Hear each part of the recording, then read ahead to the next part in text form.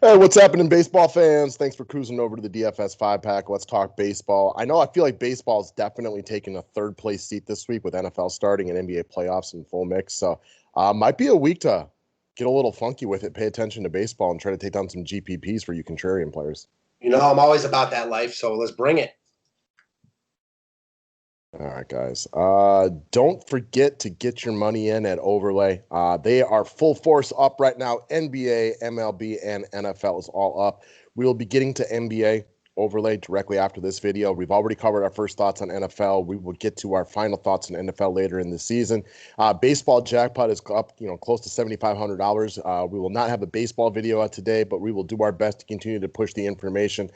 Shout out to all you guys continuing to ask for these videos every single day. We'll do our best to cover it. There's just a lot going on right now.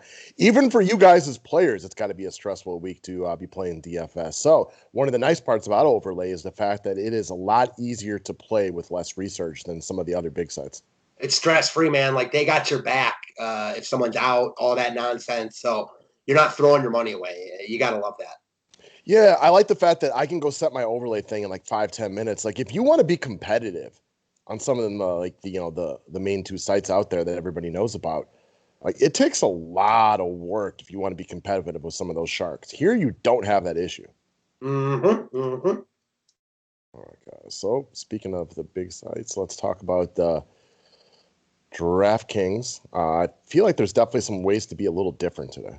Yeah, there always are, but on a slate like today where there's no – where the chalk crush spots, can easily let down, it's a great place to be different. Great day to be different, excuse me. All right, guys.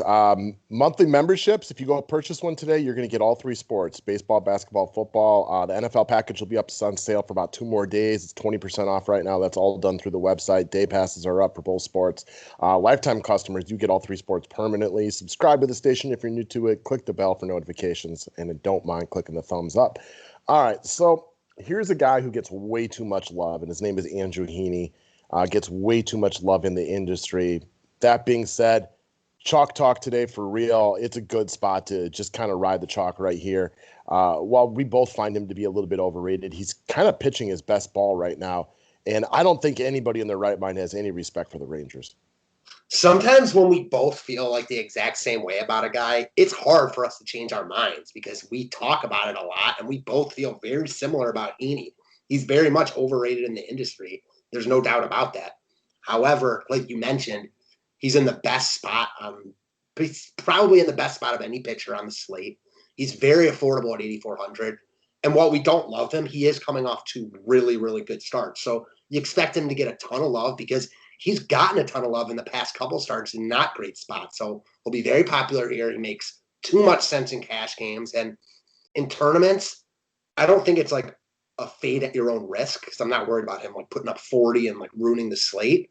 But at this price point, just beware that if you fade it, he could easily throw up, 20 to 25 and be very good here. Yeah, Texas is not good. You know it, I know it, and probably everybody listening to this video at this point knows the Rangers' offense is less than stellar. It's a good spot for him, and I'm not a Heaney guy, but even I'm really looking at rostering him all over the place tonight. It's a good spot. That being said, man, like if you tell me like Heaney's coming in, what do your projections have him at today as far as like GPPs, do you think? Like 60%.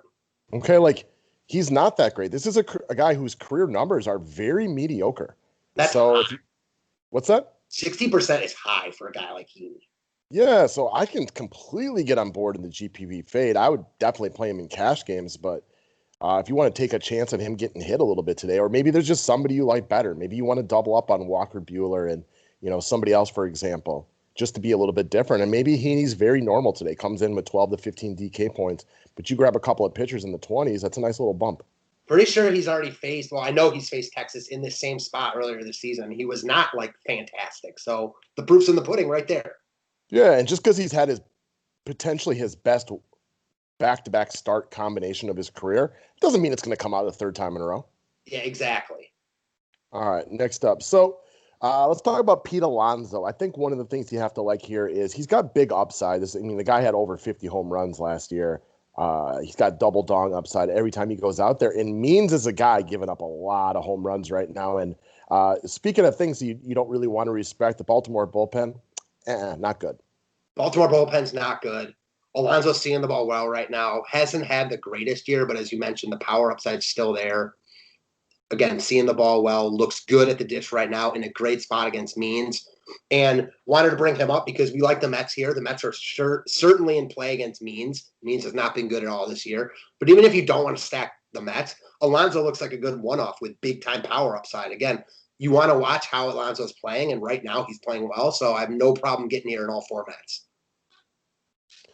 All right, next up. So let's talk about Tim Anderson and the Chicago White Sox. Now, this is definitely going to be a GPP play because there's a couple of really good high-priced shortstops tonight. You guys know the name Fernando Tatis. At this point, he's become a household name.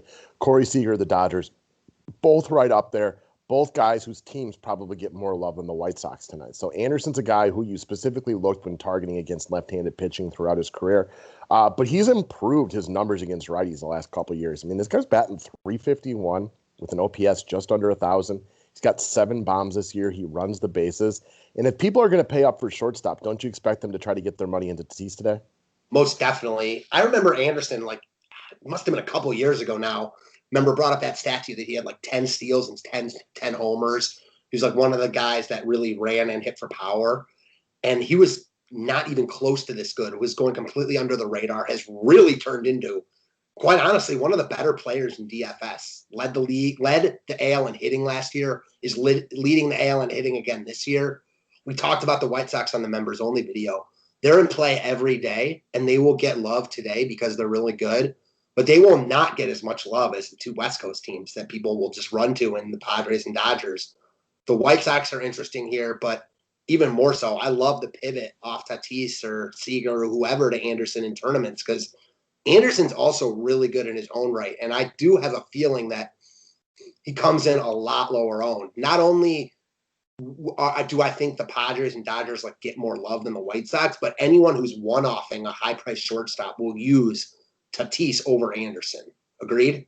Agreed. So this is where we like to break it down from percentages standpoint. And that is, if you asked me, if this was an overlay question, I would take Tatis over Tim Anderson. I think that's the better bet. However, kind of expect Tatis to get 3, 4, 5, 6 times as much love. And I don't think his likelihood to succeed is that much greater. Same. I'm real interested to see how much more love. I don't have a great guesstimate right now, but I'm not going to be surprised if Anderson's 7% and those other guys are in the 30s for sure. Yeah, I mean, people want to get up to Tatis for good reason. He's awesome, but he doesn't ball every single day. And Anderson does all the same things, hits for power and steals bases. For sure, it's baseball. The majority of times, both of these guys fail, so I'm with you 100%. I don't know how much baseball everybody listening to this watches, and I know you watch a ton of it, and with NBA current, I try to watch more NBA than because it's playoffs versus baseball. But every time you watch baseball play, you realize your guys only get about 5 at bats a day, sometimes 4, depending on where they are. And then you watch them, have hard hit outs, bad strike calls and stuff like that. You realize how easy it is for a guy in a good spot to fail. And even though on paper Tatis makes way more sense, it doesn't mean he's going to succeed today. What happens if he fouls out, then he walks, doesn't get an opportunity to steal, hits a single? This is still a solid real-life day, but he only goes for 5 DK points, maybe scores a run, make it 7. Well, Anderson gets a double of the gap, walks and steals a base, and now he's got, 5 to 10 more points. Yeah, exactly. All right, next up, Ben Gamel, the Milwaukee Brewers. This one's a price play right here. One, I guess Gamel actually is playing well, and Turnbull is really struggling right now, but he's 2,300 and probably batting leadoff. This is just an easy one for cap space. So it is a price play, but it's also he's also good. There are other really cheap guys that you could play over him, but Gamel is just a much better look. He's way too cheap at 2,300. We've used him a bunch recently, and I don't know why he's even cheaper now. You know what I mean? 2,300. It's just crazy cheap. Lock in. He's a cog in the machine, filler piece, whatever you want to say. Free square in all formats. He had a rough go of it this weekend in the sense that he had to go up against Bieber, Carrasco, and Savali. Good pitchers for your Cleveland Indians, but he still reached base 6 or 7 times. Mm-hmm. He was pretty good all weekend. All right, next up, Corey Dickerson. I know the Marlins are one of the under-owned stacks that you're going to check out tonight. Again, obviously, if you can get up to the Padres, trust us, re-get it. The Padres are amazing. Tatis is amazing. Machado's having a great year. but you have to stack. They're expensive. So the Marlins are a team you can take a look to pivot to a little bit. And Dickerson's another guy, batting leadoff quite often. Very, very affordable today at 3,200. So I think people have these preconceived notions still about the Marlins and the Tigers and the Orioles, and they just don't want to roster those teams. And listen, like you just mentioned, the Marlins are not as good as the Braves or the Padres or the Dodgers, but those other teams are also very expensive, and everyone knows how good those teams are. The Marlins are still going under the radar. They've actually been pretty good recently. They've got some good hitters in their lineup. And again, leading off at 3,200. I mean, again, this is just a really nice filler piece. You can use Dickerson and Gamel and two expensive pitchers and basically get whatever stack you want. I do like Miami here. Even if you don't want to go out of your way to like stack Miami, Dickerson works as a one-off. He's a good hitter. He's a better than a $3,200 hitter. And he's in a stack I think is sneaky here. Former All-Star. And they're in Atlanta tonight. Atlanta's a nice park to play a little offense in as opposed to Miami. Yeah, on the road in Atlanta, you're guaranteed 9 at-bats. Like, I'm about it. We're not scared of Kyle, right? 9 innings of at-bats, not 9 at-bats. I would definitely roster Dickerson if he was getting 9 at-bats today. I meant, like, the Marlins have 9 at-bats, but yes, I can see why that was, like, very, very confusing. I know what you were saying, but yes, I'll roster anybody who's getting 9 at-bats. You don't see that very often in baseball, but I'm with you. The Marlins continue to go under the radar. They, like I said, they have some decent players in their lineup, and you get them often at very low ownership. They've got some of these like also-rans, guys that like used to be all-stars that you're not like excited about rostering, but again, they're former all-stars. They're pretty good. They're playing well right now. I like them here. Gotcha. All right, guys, good luck today, and we'll talk to you about some overlay here in a couple minutes. Thanks, guys.